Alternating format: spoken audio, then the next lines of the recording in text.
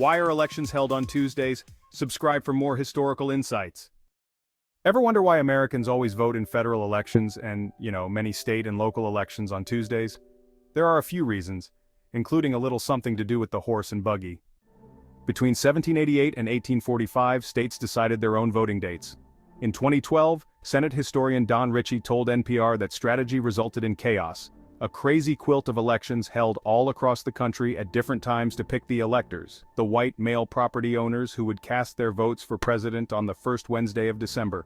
In 1792, a law was passed mandating that state elections be held within a 34-day period before that day, so most elections took place in November. Society was mostly agrarian. In November, the harvest was finished, but winter hadn't yet hit, making it the perfect time to vote. The glacial pace of presidential elections wasn't a huge issue in the late 18th and early 19th centuries. Communication was slow, so results took weeks to announce anyway.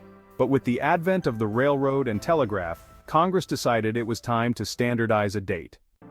Monday was out, because it would require people to travel to the polls by buggy on the Sunday Sabbath.